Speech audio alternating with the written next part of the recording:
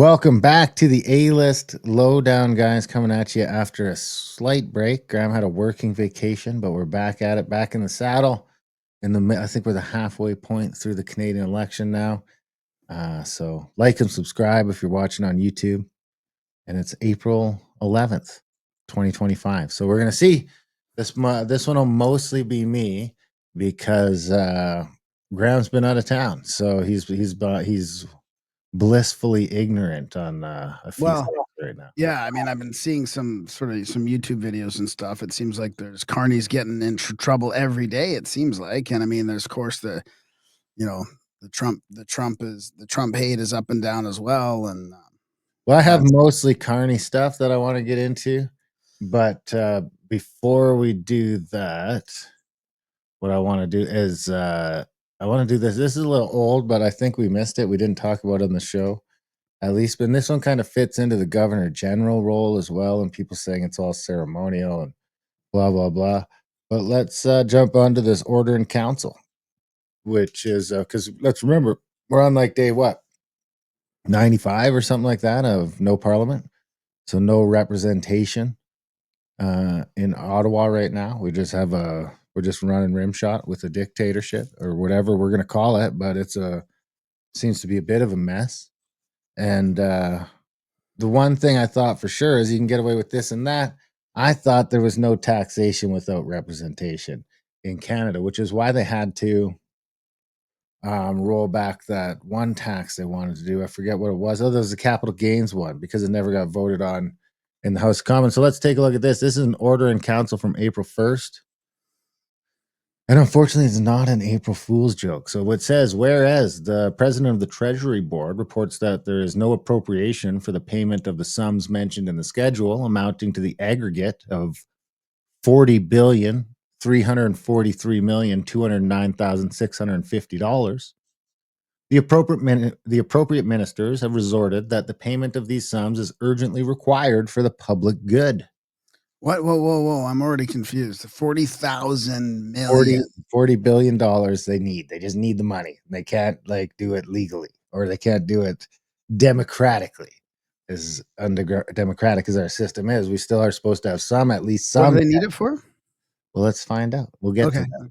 And whereas Parliament is not in session and there is no other appropriation under which the payment of these sums may be made, therefore, Her Excellency, the Governor General and Council, on the recommendation of the President of the Treasury Board, under subsection 30.1 of the Financial Administration Act, directs the preparation of a special warrant to be signed by the Governor General, authorizing payment effective April 1st, 2025, for the sums mentioned in the schedule, amounting to the aggregate of said above 40 billion plus, to be made out of the Consolidated Revenue Fund. And we have the same thing again in French, and here's where the money's going. So, Okay. so the one that you're going to see stick out right away is the CBC gets 178 million. So the Canadian Broadcasting Center, 178 million dollars. Administrative Tribunal, 17 million. Atlantic Canada Opportunities Agency, 50 million. Atomic Energy of Canada, 243 million. CBSA, 338 million. Council for Arts, 45 million. Whoa! Go to the Canada Mortgage and Housing Corp. Canada, 778 million. What is I that? have to assume that's for defaulted mortgages. I don't know if that is what it is. I mean, What else would it be? Because we're that's a lot for that. yeah, well, we're insured. The taxpayer has insured all these mortgages through the CMHA or whatever it is, The Canada Revenue Agency, 660 million. We'll just do the big ones, right? The CBC, 178, 242 for the Canada Institute of Health Research, 88 for the Canada Food Inspection Agency, 127 for CSIS, 104 for the Space Agency. We have a space agency? Do we need to worry about space right now? NASA? 377 million for the Correctional Services of Canada. I mean, I am sort of concerned about that. Ooh, here we go. The Indians. Crown of Indigenous Relations and Northern Affairs, $6.7 billion. Whoa! Hang on. You got to go up one. Department Okay, of hang on. You got to go up another one because the Canadian Heritage one was part of one of our other clips where they fund a lot of that nefarious stuff, right? So that's 238 million for them, and 800 and what was that other one? 840 for Department of Citizenship and Immigration. Yeah, and then 6.7 billion for Indians, Department of Employment and Social Development, 1.7 billion. Department of Health, 3.3 billion, Department of Defense, 4.5 billion, Department of Public Works, 1.1 billion, Oh, transport. hang on. There's another Indigenous services in there. So there's two Indigenous ones, Ooh, another 6 both billion. both over 6 billion. So I wonder what the difference between Department of Indigenous Services and the other one is called. Go scroll up the Department of Indigenous Relations in North Crown Indigenous Relations. Is that all the payback to the bands for the? It's trying to buy some votes. Good timing to get some votes. 246 million for Natural Sciences and Engineering Research Council. Oh, hey, look, how much does the Northern Pipeline Agency get out of all this? Northern Pipeline Agency, 25 grand. Parks Canada, 142 million. Public Health, 361. RCMP, 917 million. I mean, some of this is probably pretty legit, you know, like the RCMP stuff, I'm assuming is like the payroll for the police and stuff like that. Exactly. Kind of at that point. The point is this should be the catalyst to reinstate the government. Now, I guess now that we're in an election, all bets, you can't really do that. So it's just a total shit show. And another 1.1 billion for the Treasury Board Secretariat, which is probably like interest or something, maybe. Interest is not on here, but that should be in here somewhere because we're paying like 50 billion a year in interest now. So they just, quickly came up with $40 billion out of the blue, if you can believe it, through an order in council, which was not voted on by your. So that's not like you're not showing the budget. You're just breaking down like what that 40 billion is for. This is just the latest 40 billion that they just had to release. Oh, okay, let's jump over to. Oh, I'm gonna have to sign into that. And so was Global Affairs Canada in there then? I don't think so. No, that wasn't in there. No, that would be too risky right now, I assume. Okay, let's see what happens with the sound on this clip. This is going to be interesting. Let's jump over to this one. This is, of course, the big one that's going around lately. Globe and Mail. My colleagues have a story today about a Liberal candidate's relations with China-friendly groups and a meeting that you also held with a pro-Beijing group. So my question is, why did you meet with this pro-Beijing group, Jiangsu Commerce Council of Canada? And is the party okay with the fact that Liberal candidate Peter Yan has been so close with the Chinese consulate and China-friendly groups, given the public inquiry into foreign interference, says that this is a tactic China uses to exert influence? Okay, well, I'm sorry, but you can't believe everything you read in the Globe and Mail. So in your question, and I guess in the article in question, you said I had a meeting with whatever. I have a quick point. Well, do you think that the women in Canada who are overwhelmingly supporting Mark Carney right now, especially the older ones, are getting sick of him just like completely belittling female reporters?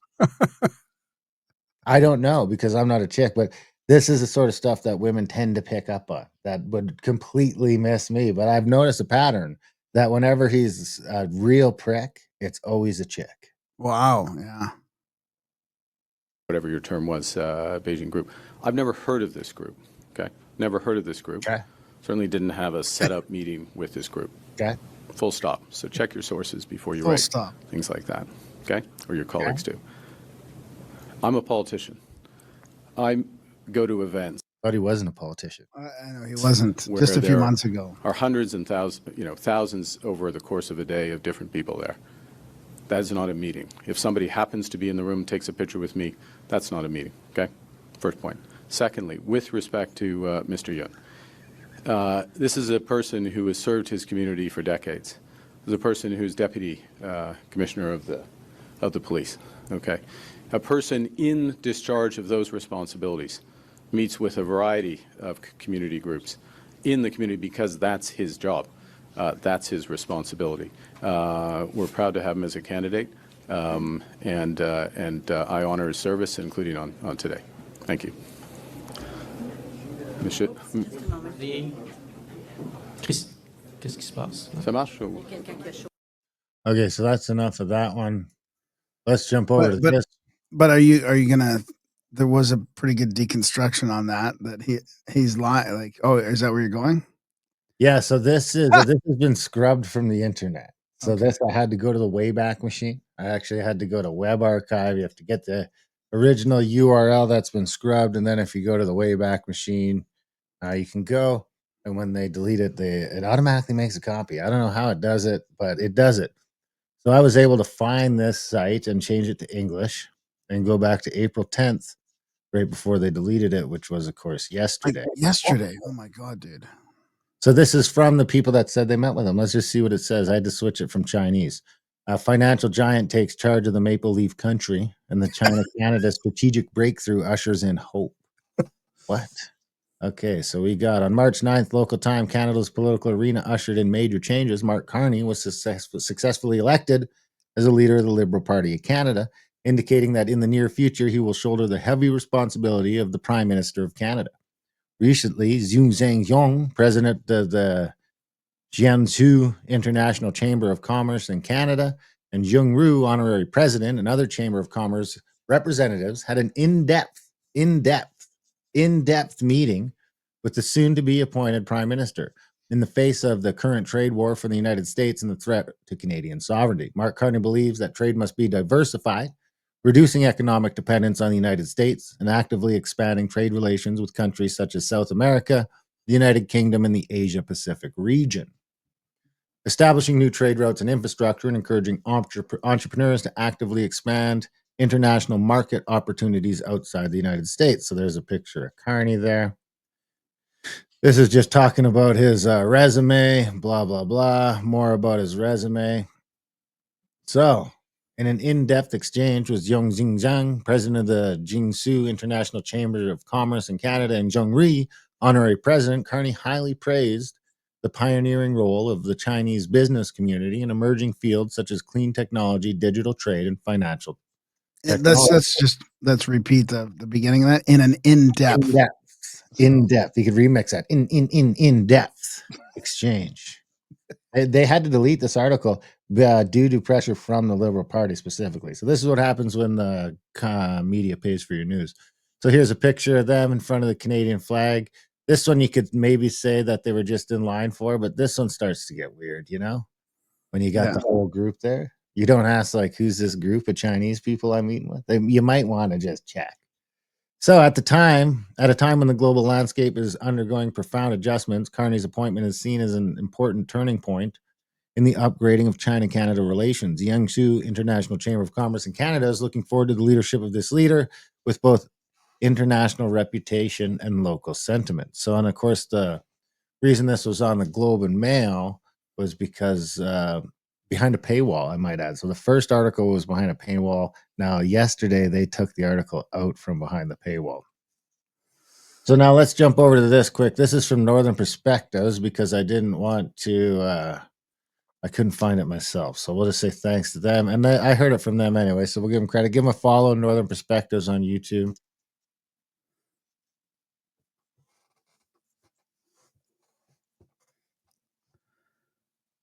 It's not up yet. What? It's not playing yet. But I said share this tab instead. God. Yeah. Uh-oh. And this is their Google experiment too. This is the Google experiment. Okay, So, there we go. Let's try this again. Take a look. Today on the campaign trail, Liberal leader Mark Carney faced some scrutiny over photos taken of him with members of the leadership of a pro-Beijing lobby group.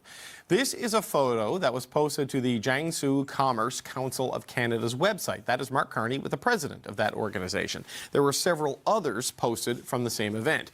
Now, the Globe and Mail first reported about these photos this morning, and later at his press conference today, Mark Carney was asked about them. Here was his response. You can't believe everything you read in the Globe. So we'll Hey, skip Robert that. Fife, oddly enough, he is the Ottawa bureau chief for the Globe and Mail. He happens to be here along with Mia Rabson, the deputy parliamentary bureau chief of the Canadian Press, and Joël Denis Bellevance, the parliamentary bureau chief for La Presse. Okay, Bob, I do want to talk to you about the story you wrote with Stephen Chase. You saw the Carney comments there. Before we get to that, I do want to show a statement from the Liberal Party about the photos. This is what they put out. It repeats a lot of what Mr. Carney said, that he attends multiple events where he meets and is photographed with hundreds or thousands of people over the course of the day. That's the case here, too, as no specific meeting with that organization has ever been organized or taken. Wow. The web post Double reference in down? the Globe and Mail is inaccurate. So is the suggestion that Mr. Carney had any such in-depth discussion. We have reached out to the organization correcting the record and asked that they remove such claims immediately. Wow, So just a double down. Eh? Okay, so A double down. Yeah, double down. So let's go back because I'm going to cut out them and I just want to get the news clip here. But I mean, the interesting thing that is, this is on the CBC, right? The national broadcaster. what Carney said today in the statement from the party. Well, first of all, we never said that there was a meeting. We said that this organization met him, and according to their website, they had an in-depth discussion. That's the story, and which, by the way, that wasn't the focus of the story. The focus of the story is on the Liberal candidate in the riding that was replaced by another Liberal Etobicoke MP. North, I think, Etobicoke, yeah. no, I know it's Union Market. Markham Union. Yeah, sorry. My apologies. And this man named Peter Yen is a former deputy police chief. We checked him out, and he is being connected to Beijing-friendly organizations, including this organization who met with Mr.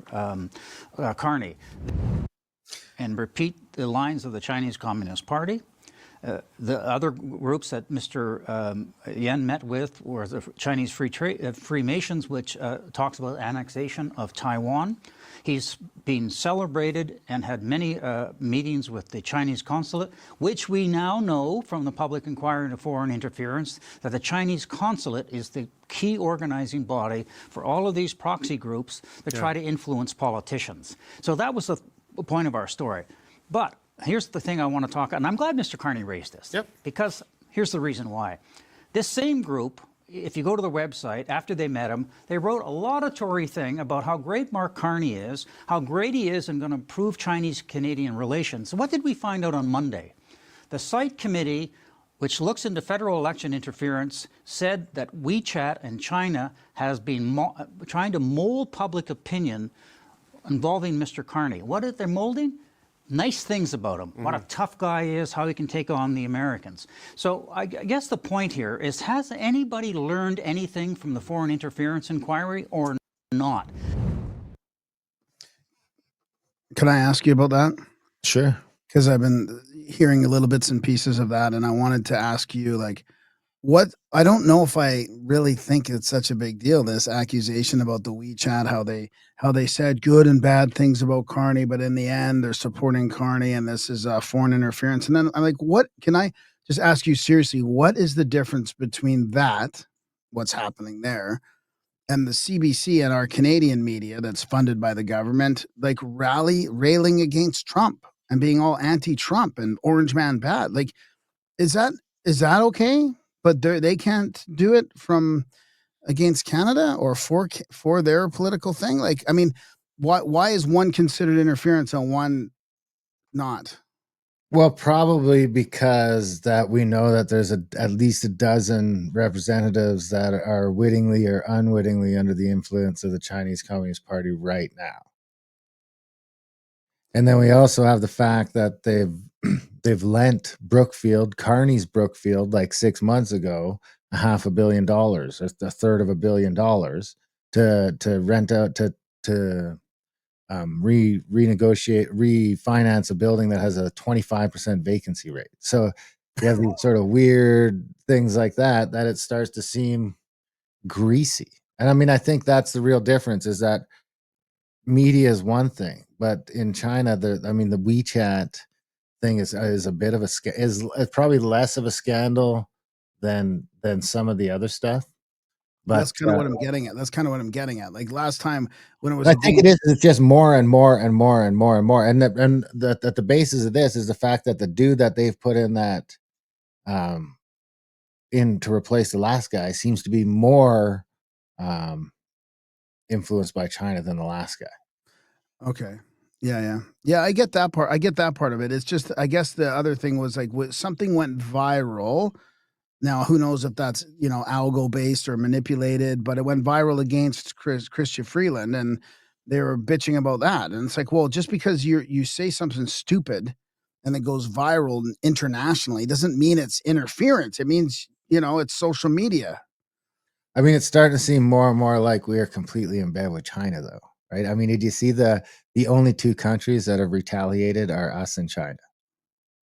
And Yeah, now they used to be able to say that the EU was considering retaliation, but then they folded this morning. right. So it's us and China. I mean, it seems like China's running the place, doesn't it? Yeah. Yeah, I mean, and they've been embedded for quite a while, I would say, at least since the '90s with the Vancouver housing bubble and all that stuff. But So here's a quick rundown from Orchid Nut on X, where he's got, so here's the one where it's Chinese news releases glowing endorsement of Mark Carney. It's described as being headquartered in Toronto with a Chinese Canadian audience of 800,000. There's only one real issue. Its IP address shows the account is being run from Shandong, China.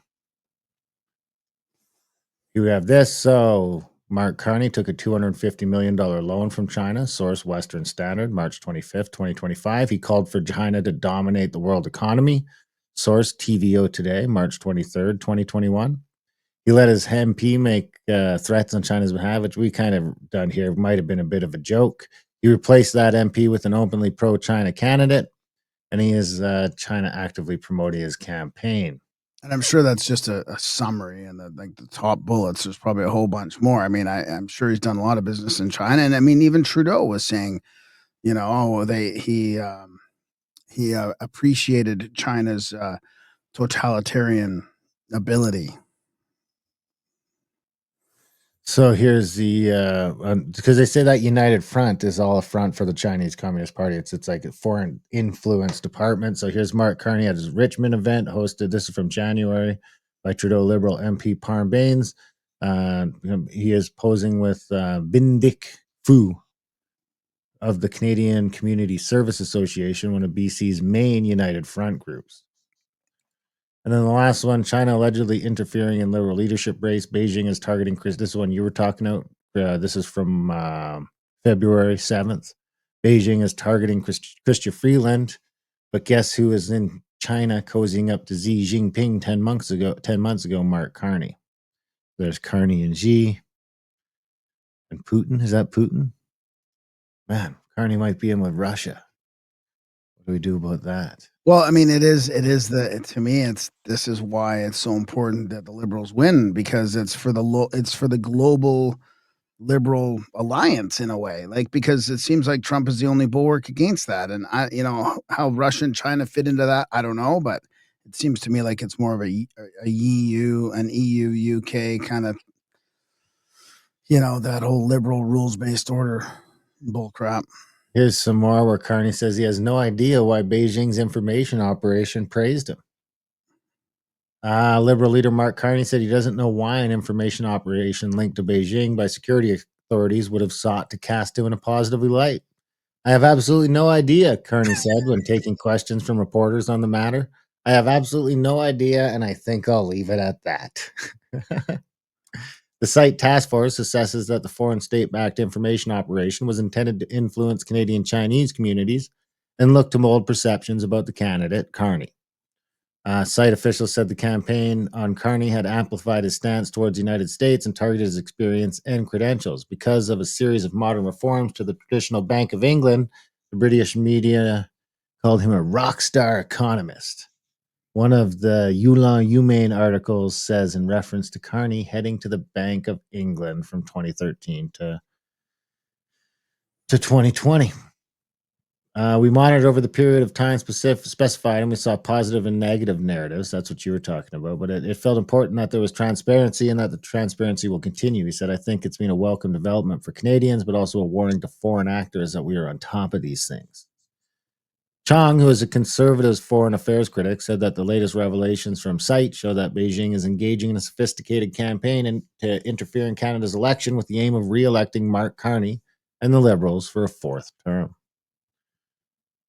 So anyway, I think I'll leave it at that for the election stuff, but I do have a few more. Let's see if this works. If I can jump over to this. I do have a few more Brookfield clips that are worth sharing.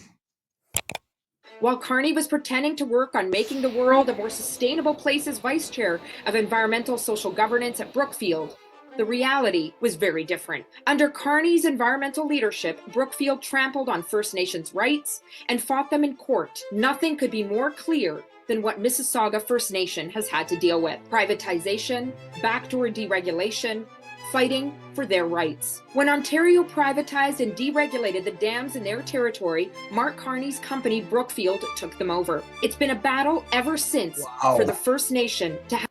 Oh shit.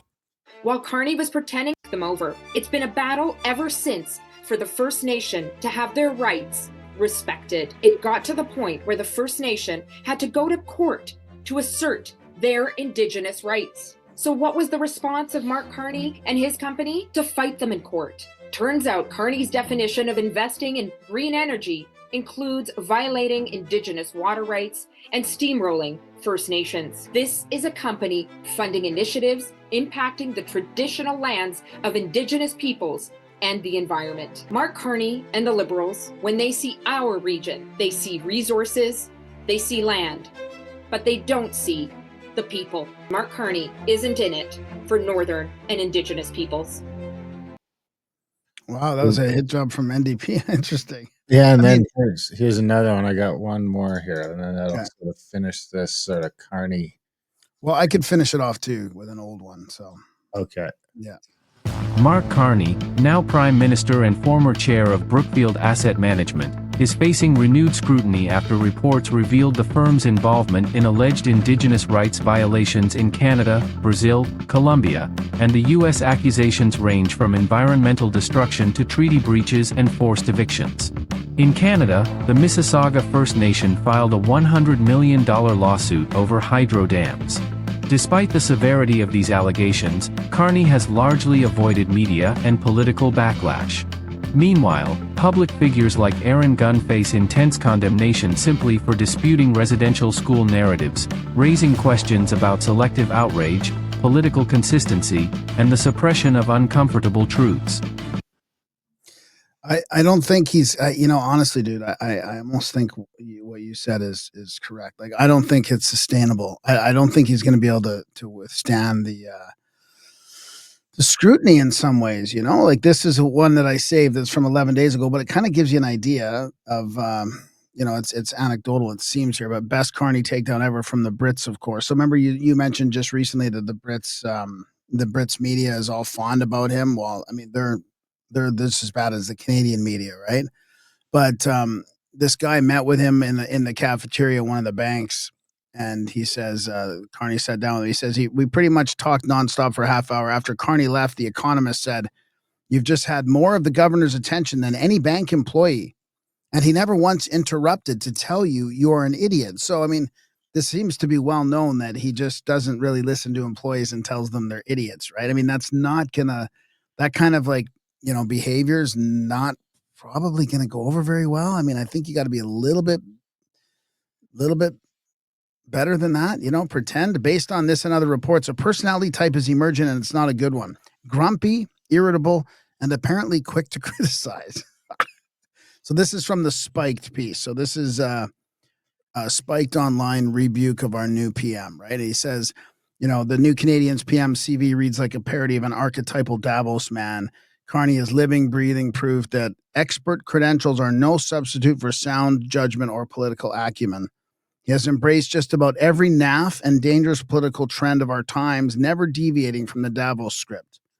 I'm just reading the bold here. More recently, his endorsement of Labour's Rachel Reeves as Chancellor ahead of the UK general election also smacked of both dubious judgment and needless political interference.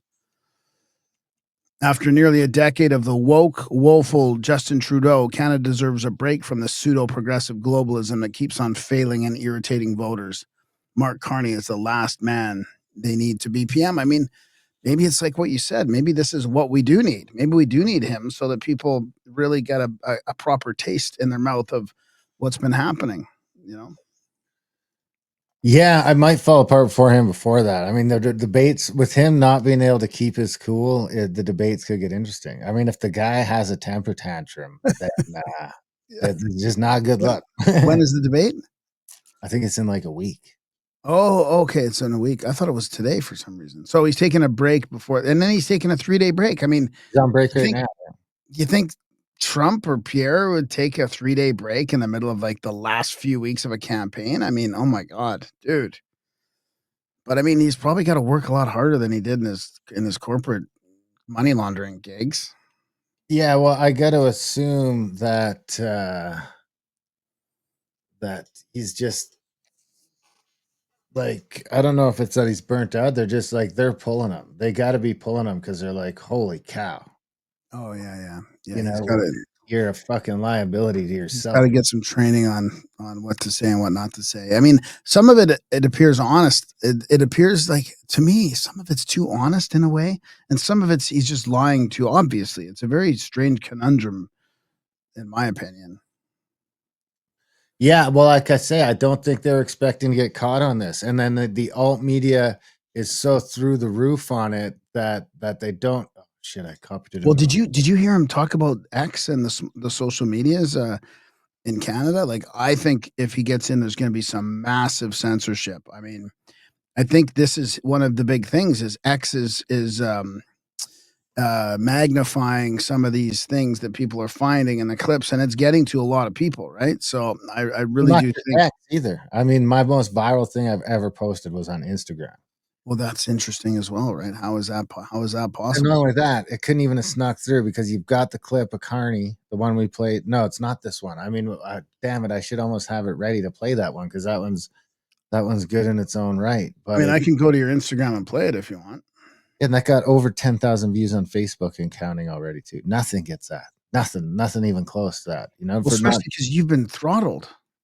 Yeah, well, I guess not with that. And you can't even misplace it because I've put all the budgetary breakdowns and the whole thing on the deficits and everything else. Okay, well let's do this here. This is just a clip itself. Okay.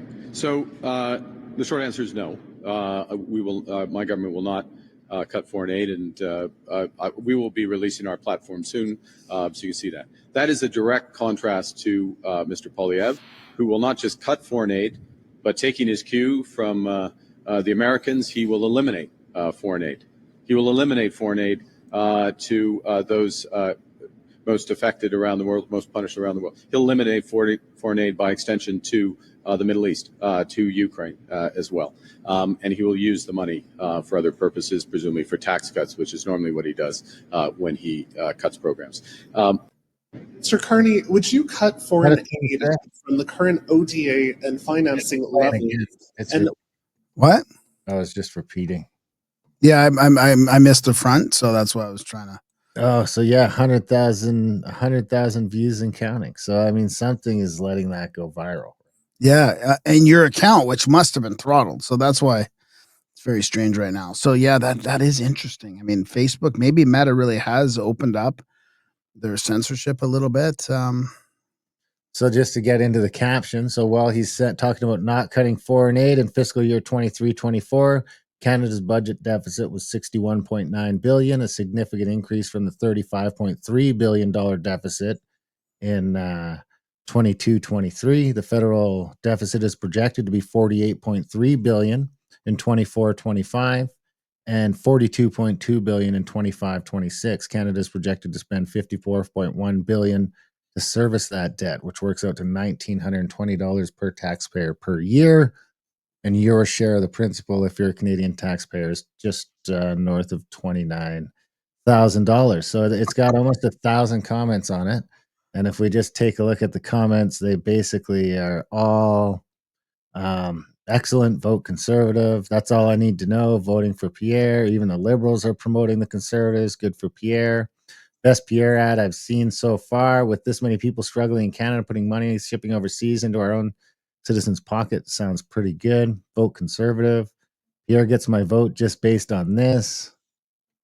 So it's weird, right? I mean, what a thing. Okay, I have another clip here, which is talking about that tariff thing. This is our buddy Sam Cooper and Juno News. Buddy's dad is gonna be my MP. We see that Mark Carney has a history and a career of wanting to promote China, wanting to work with China. You mentioned that he took that state loan from the state government bank in China for $250 million back when he was also advising Justin Trudeau. Well, here's something interesting. This is a graphic from Fox News. It was posted on X by Kirk Lubomov. And he writes this. He says, here is how countries have been responding to Donald Trump's tariffs. And then he writes, oh, Canada and the company we keep. So here is the breakdown. Trump's tariff response, the countries that are trying to negotiate with the Americans. And you can see the flags of those countries. So we have, let's see, Japan, South Korea, the UK, Switzerland, Malaysia, Singapore, Brazil, Colombia, Turkey, and Australia, countries that have offered concessions, India, Israel, and a handful of others. And then the countries that have retaliated, there are only two. We are in a league unto ourselves along with the Chinese. Canada and China are the two countries that are actually wanting to go to war against the Americans, countries that want, may possibly retaliate, haven't decided yet. That would be the European Union. EU has decided not to retaliate and wants to negotiate as of the recording. European Union, pardon me, and then the country that is having no retaliation whatsoever is Mexico. So when you look at Mark Carney praising China, and then when you look at his leadership and what Canada is doing, it looks like we are aligning ourselves away from the United States and along with China. I'm sorry, China is not the company that we should be keeping on the international stage. No wonder China is promoting the Liberal government and Mark Carney, because they see Canada as an easy mark, an ally in their war, in their Cold War against the United States. It's unbelievable that this is where we are as a country under the Liberal leadership. I mean, it really does. I do like how Trump and Ludnick put out that like really fast, right? Like, okay, here's our tariff thing. And although it was based on deficit and not the actual like specific tariff percentages, it really showed how much deficit everybody has, right? With the US, right? The US is just the massive consumer. They have to buy everything from all over the world, and they can't sell everything all over the world because people don't want to buy, don't allow people to buy from them. Sometimes it's not even about tariffs. You're just not allowed to buy American stuff. Not to mention they're also running security for all of that trade at the same time through the Bretton Woods Agreement, which is falling apart. But right now they're also, there's that extreme NATO expense, which is right now the Navy's job is making sure that pirates don't steal your shit, or Iranians. Right. And they're who had to go kill the Houthis. Yeah. So that's the thing where you said China and Canada are the only ones that are retaliating, which is super crazy too. Like how Canada is even caught up in this. So I guess it's maybe because it's an election. I mean, maybe it wouldn't have happened the same way if we weren't going through an election, but it's pretty sad. And it's good that people are going to start negotiating it. Maybe this is like going to snap a bunch of Western countries back into shape too, taking care of their own shit, Okay, let's jump over to the Bureau for this one. I got two more pieces and then we'll get out of here. Diaspora? How do you say that? Diaspora researchers link China's intelligence. Now someone on YouTube is going to make fun of me for being an idiot. An elite influence arms to BC government, Liberal Party, and Trudeau appointed senator. So there's a crazy infographic here. That's a bit much to get into, but it is worth checking out. We'll just read the article instead. A powerful new investigative map released by diaspora researchers traces political ties reaching from the Chinese Communist Party-controlled intelligence networks to the highest levels of British Columbia's government.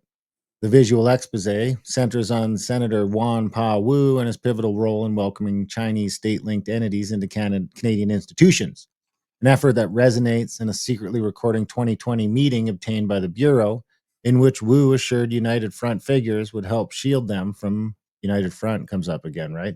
From critical scrutiny. These same United Front entities have been credited by Beijing for their role in promoting Chinese Canadian candidates during the federal elections campaign. Having said that, I'm very worried that the mainstream in Canada, including a lot of my friends and political leaders and business leaders and media leaders, are falling into a very dangerous trap where they are using what I call a litmus test to... Sorry about the audio. It's a recorded phone call. This is a secret. No, it's pretty good. Okay. The S's are popping. demonstrate the loyalty of Chinese Canadians in this country. The litmus test, I don't know how you translate that in Chinese, but essentially you use a piece of paper, you put it in the water, 红色就不行，蓝色就行。And in life, it's never so easy. 不是红色是蓝色，有很多颜色，对吧？ But I worry that more and more in this country and around the West, the media and others are trying to identify these litmus tests and say, okay, 你是好的，你是坏的。So a very good example, all of you know, was the reporting around the donation of medical supplies among some Chinese Canadians who were shipping some medical supplies to China during the early part of the crisis. And then in reverse, many Chinese Canadians who were helping to source medical supplies from China for Canada. It's very easy for people to use the fact that we are doing this as a test, as proof of whether you're a loyal Canadian or not. This is a very dangerous way of putting people in boxes. And there are many other litmus tests that we can identify.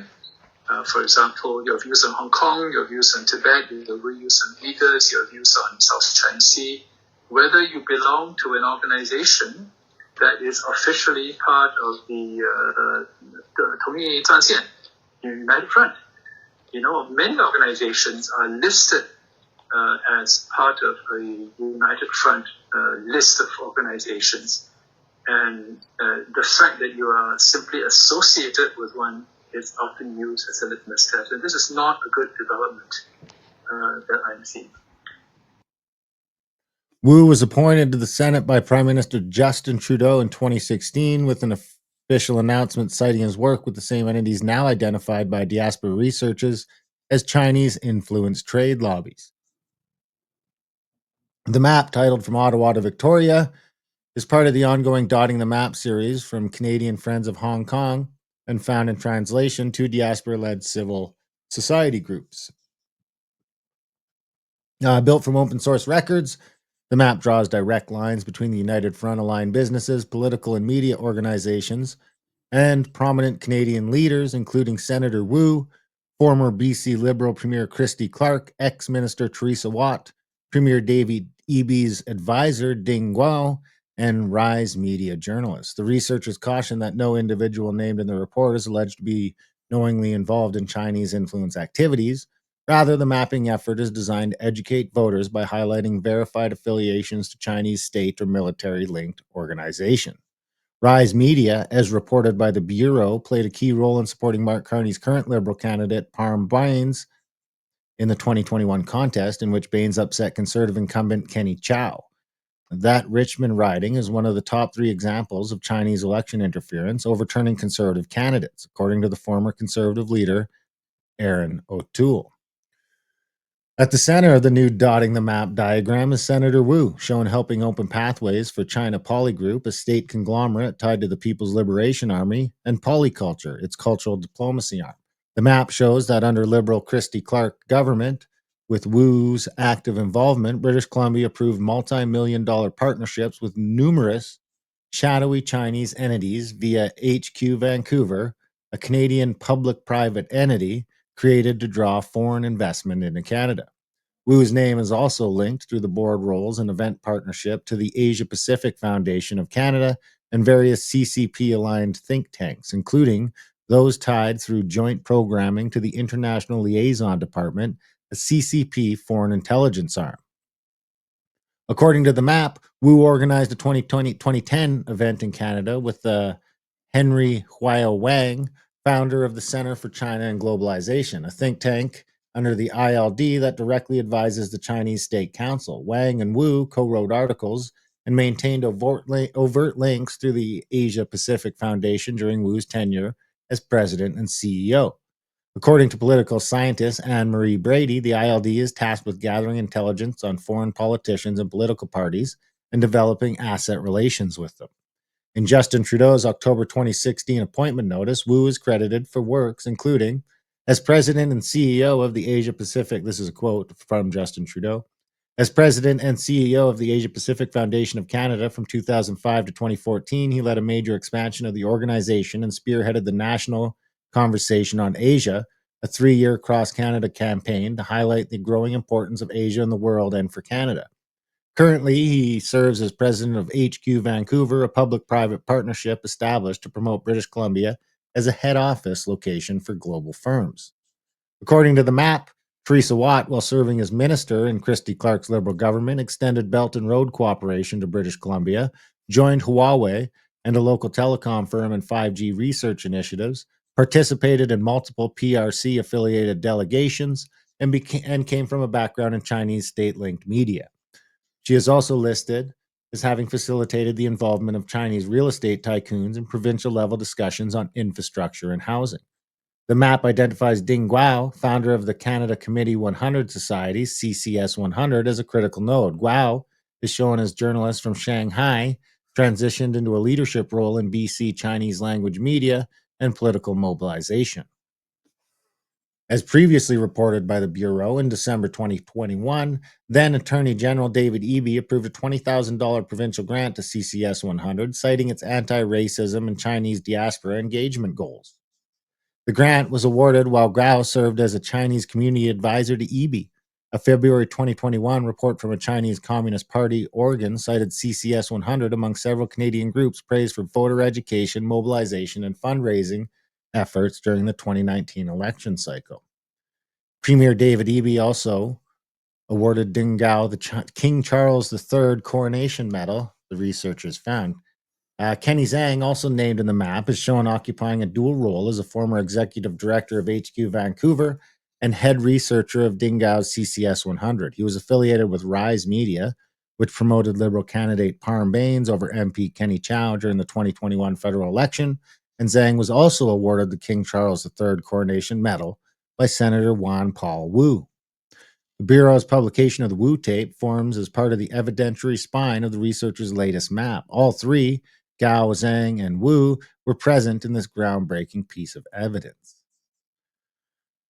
I mean, I don't like how the $20,000 is that really. I mean, I think we talked about this a while back, where it's like $20,000. That doesn't seem like a big deal, but I mean, what a mess, right? I mean, how do we tell the difference between political interference and just industry development? Like how do we take foreign investments or foreign? Like, to me, it seems like it's becoming a big global mess. We need to take the foreigners out of governing other countries completely. This is the major part of the problem. I would agree with that totally, but. Meanwhile, as previously reported by the Bureau, a report that praised Premier David Eby's advisor Ding Gao for helping mobilize Chinese Canadian voters. I mean, that's part of the problem, right? This job is to mobilize Chinese voters. He's going to mobilize them towards whatever the fucking Chinese Communist Party wants. So I guess that's pretty specific. And it's no coincidence that we're turning communist. I know. And we're backing China instead of the U.S. right now. So it noted that Trudeau Jr. personally went to seek votes at a Chinese supermarket in Markham.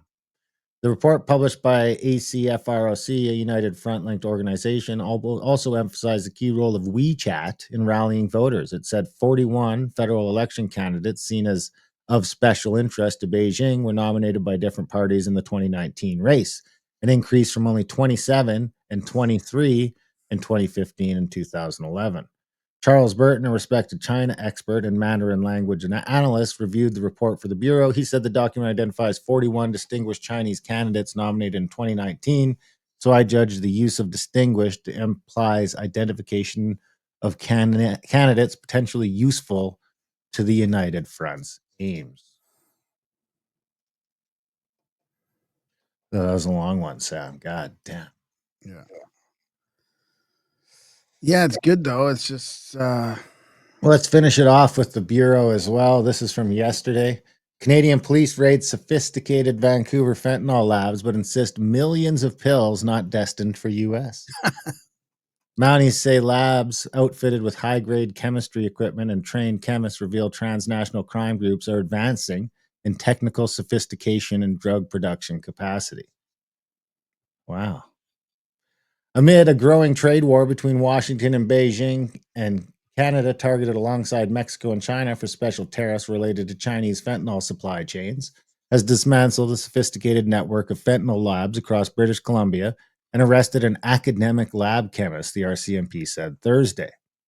At a press conference in Vancouver, senior investigators stood behind seized lab equipment and fentanyl supplies, telling reporters the operation had prevented millions of potentially lethal pills from reaching the streets.